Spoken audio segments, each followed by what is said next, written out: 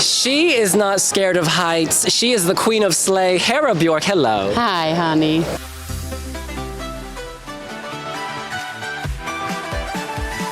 So good to see you. Likewise. I've been missing you. Oh, baby. Too many years.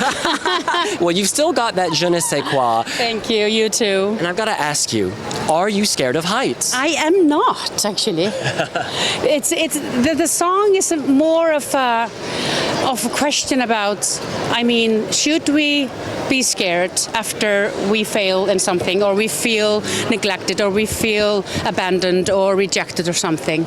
Or should we just go on and skip the scary part, you know? Yeah, absolutely. So it's about, the song is like a little discussion with myself or with another person in the way of well, look how far we made it. I mean, I feel good about this. Should we take the next step?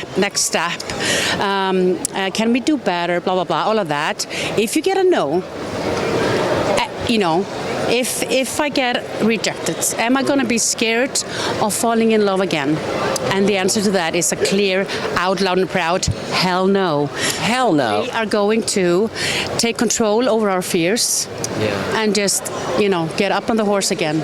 You know, and I think that applies to so many things, not just relationships, but maybe even singing. Yeah. You, of course, are established now, but has it always been easy? No, exactly. That's a very good point, because very many people, after hitting a high note or a note and just not completely hitting it, or maybe you did hit it, but you were still not content with it, people like withdraw from singing.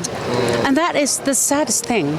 It shouldn't, I mean, and then it's also on our shoulders, the listeners, the audience, to not be harsh to the young, amazing, brave singers or dancers or whoever is out there performing, trying to entertain us. If they fall flat on their faces right in front of us, we should cheer them up again and not tear them down. We will never forget, at Eurovision 2015, you were there supporting the beautiful Maria Olafs. Oh, yeah. Beautiful. Yeah. And a fan favorite, huge fan favorite, didn't make the final, but you were there to pick up the pieces. Well, not maybe pick up the pieces, but I was there for her mainly, and to support her and help her through these really big steps that she was taking in her career. And I was at that point over 40, so I knew, and she was like around her in her like a little bit over 20 years old. So I know, as when I look back, and like as me as a young performer, I don't know if I would have been brave enough to do what she did when I was like 22 years old.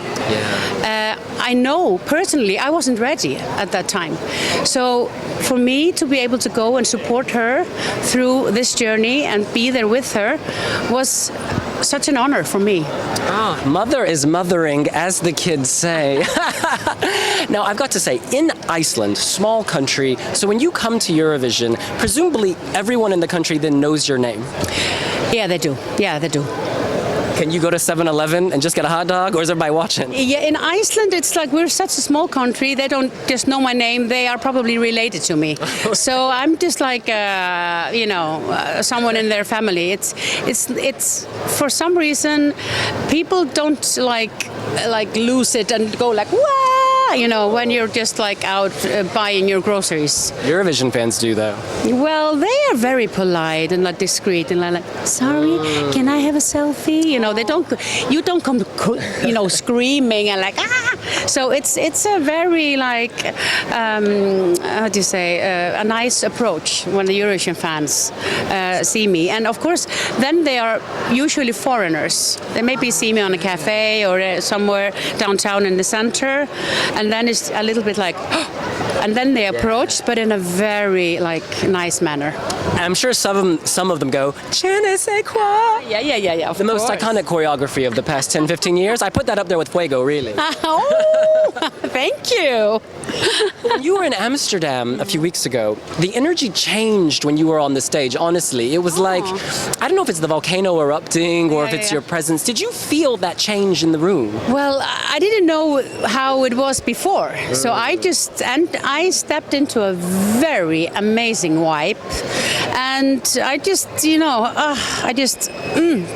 grabbed hold of it and went on. Yeah. You know, it was fantastic.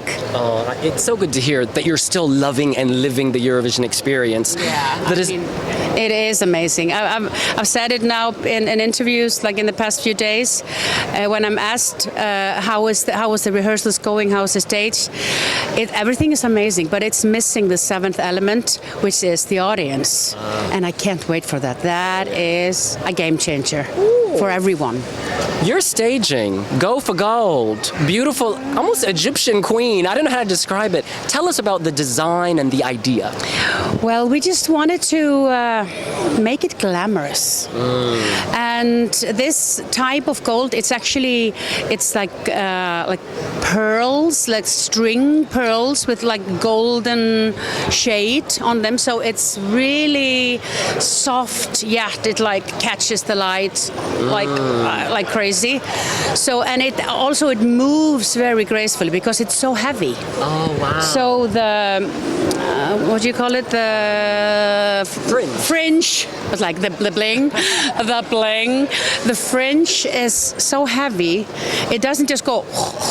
It's like my hand is here and it follows like 15 minutes later. It's going. Ever hurt your teeth? Woo. Well, actually, I did. Oh, no. So I was like, okay, I'm not going to do that. I was doing like a little bit too much, and I go. It actually hurt my face. Oh, no. Hey, it looks good. So God bless the fringe. That's the term, beating your face with makeup. Exactly. Oh, but off the stage, Hera, you're also a humanitarian. I think for more than 10 years, maybe 13 or 14 years, you've been on the road doing good. Could you tell our listeners and viewers about that? Well, I have been working with an organization called SOS Children Villages. And I love that because they asked me in 2009 if I would agree to be their ambassador internationally, and I said yes, because at that moment I already had I had 2 children in Uganda that I was supporting. So for me it was like a very effortless decision, and I've been working with them ever since. And it's an organization that I love because they work on a non-political like conversation is the way to go. Like always talk together, because it's the health and the life of the children that matters the most. Oh, that's beautiful. And what I love even more is that in the children villages they have each home has what we call an SOS mother, and that is a woman that has given up almost her life to come and live there and raise up these children. Oh, wow. So it really it's like stepping into a home, and it's so amazing to feel how they are like acting like a family, even though the children come from all directions, each of them from very difficult situations, and they are being cared for and in every possible way. I love that. Oh, that's beautiful. If we opened your passport, tell us, what stamps would we see? Well, I actually have a new one, so it would only say Malmö. Alas. Truly global. It's quite beautiful. And I guess when you hit that stage here in Malmö, and you take your bow, what do you want people to remember about Hera Björk? I want them to remember just the feeling happy, the feeling joy, the feeling hope. I want through moving and dancing and waving and ooh. I think this is what we get that through these movements and emotions. We it's an unbutton in our emotional memory. Yeah. Because if we go every time we go ooh, it's something excited. Yeah. It spikes up our energy. Oh my So goodness. I want just people to be happy, to be positive, to be hopeful. Oh my goodness, and you are giving us all of those things. And I'm hoping I can ask you one favor before I let you go. Yeah. Could you just sing a little bit for us so that people on YouTube can feel your power and magic? Yeah, I can. I feel it coming, ooh. Been here before and never got it right. Baby, I'm wondering, ooh, If falling in love has got me scared of heights. Ooh, she ain't scared. She is the queen of sleigh from Iceland. Thank you so much for visiting us here at the Emporia shopping mall in Malmö. Actually, before we finish, I have something I want to give you. Oh my goodness. Okay. Oh my goodness, a prezi. I have a deck of cards from one of my best friends in Iceland. She is my favorite positive witch of all eras. Her name is Sigga.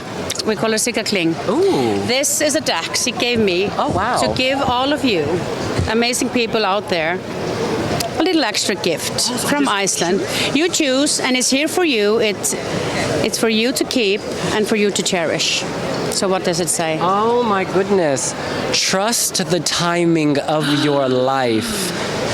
Sigga Kling, thank you so much, because I'm often in a rush, actually. Yeah. I'm so impatient and things don't work out and you're like, why didn't that work out? Exactly. Deeply frustrated. Yeah, no. Trust this. Is that something you can relate to? Yeah, I mean, I promised her that I would pick a card every day, and I do it every day. And it's just like, it's a little message from your, like, how do you say, your subconscious to you. Can I keep it? Of course. Oh, it's thank you. yours. We're going to take a picture and yours. memorialize this.